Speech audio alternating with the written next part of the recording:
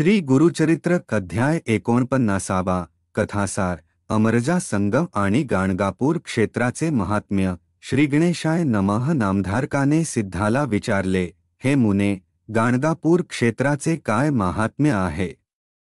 सिद्ध म्हणाला, एकदा दीपावलीमध्ये आश्विन वद्य चतुर्दशीस श्री गुरु आपल्या शिष्यांना घेऊन अमरजा संगमावर गेले। सर्वांनी तेथे स्नान केले। श्री गुरु म्हणाले, पूर्वी जालंधर दैत्याने देवाशी युद्ध करून इंद्राचे राज्य बळकावले। इंद्र शंकराला शरण गेला। तो म्हणाला, महादेवा, जालंधर व त्याच्या दैत्यसेनेने देवांची खूपच हानी केली आहे। आम्ही त्यांना मारले तर त्यांच्या प्रत्येक रक्तबिंदूतून दैत्य उत्पन्न होतात। त्यामुळे दैत्यांचा समूळ नाश करणे आम्हाला शक्य होत नाही।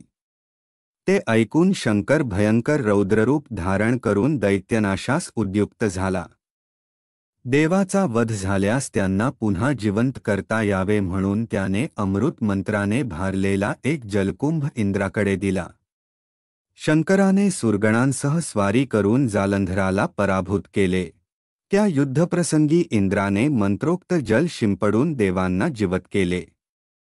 त्यावेळी त्याच्या हातून थोडेसे जल पृथ्वीवर पडले। ते प्रवाहित होऊन नदी उत्पन्न झाली। तीच संजीवनी नदी पुढे अमरजा म्हणून प्रख्यात झाली। हा भीमा अमरजा संग अत्यंत पवित्र आहे। येथे 8 तीर्थे आहेत। येथे स्नान केल्याने प्रयाग संगमात स्नान केल्याचे पुण्य लाभते। पर्वणीकाळी स्नान केल्याने अनंत पुण्य लाभते। येथे नित्य स्नान केल्याने सर्व पीडा, व्याधी व दोषांचे निवारण होऊन आयुरारोग्य आणि वैभव लाभते। अश्वत्थ वृक्षासमोर नदीतीरी मनोहर तीर्थ आहे। येथील अश्वत्थ हा कल्पवृक्षच आहे। जणू आम्ही येथे नित्य अनुष्ठान करतो। मनोहर तीर्थात स्नान करून अश्वत्थाला पाणी घालावे। वंदन करून प्रदक्षिणा घालावी। या सेवेने भाविकांचे मनोरथ पूर्ण होतात। येथील संगमेश्वराचे, नंदीचे व चंडीचे दर्शन घेऊन सोमसूत्रास जावे। परत येऊन संगमेश्वराचे दर्शन घ्यावे। असे 3 वेळा केल्याने संतती व संपत्ती प्राप्त होते। संगमेश्वरापुढे अर्ध्या कोसावर नागेशी ग्रामी वाराणसी तीर्थ आहे। येथील एका भारद्वाज गोत्री ब्राह्मणाला शंकराने समीपता मुक्ती दिली होती। तो वेड्यासारखा भटकायचा। त्याला ईश्वर आणि पांडुरंगेश्वर असे 2 बंधू होते।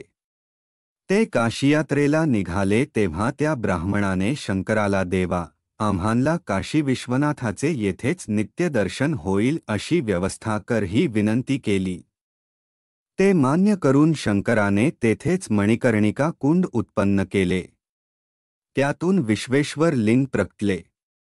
अशा प्रकारे भीमा अमरजा संगमावर काशीप्रमाणेच मंदिर व कुंडाची उत्पत्ती झाली। श्री गुरूंनी आपल्या शिष्यांना वाराणसी तीर्थावर नेले। तेथे स्नान करून सर्व जण पापविनाशी तीर्थावर आले। त्या ठिकाणी श्री गुरूंची रत्नाई नावाची बहीण आली होती। तिला श्वेतकुष्ठ झाले होते।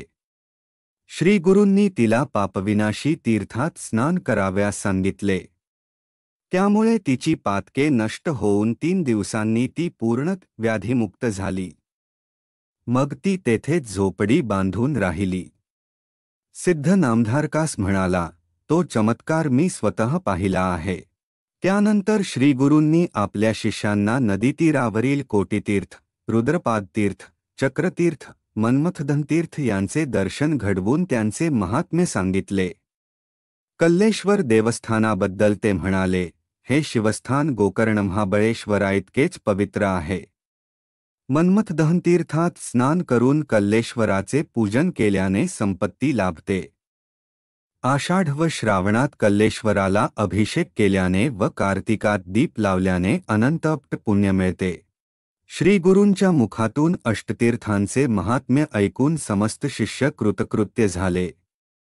ते म्हणाले, गुरुदेव, तुम्ही आम्हाला पावन केले। एवढी श्रेष्ठ तीर्थे जवळ असताना आम्ही उगाचच अन्यत्र जात होतो। मठामध्ये परतल्यावर शिष्यांनी मोठी समाराधना घातली. नामधारका असे आहे गाणगापूर क्षेत्राचे महात्म्य, म्हणूनच श्रीगुरूंनी तेथे वास्तव्य केले. इति श्री गुरुचरित्र परमकथा कल्पतरू श्री नृसिंह सरस्वत्युपाख्याने सिद्धनामधारक संवादे अमरजा संगम गाणगापूर क्षेत्रम हिमावर्णन नाम 49तमोऽध्यायः 49. श्री गुरुदेव दत्त. श्री गुरुदत्तात्रेयार्पणमस्तु.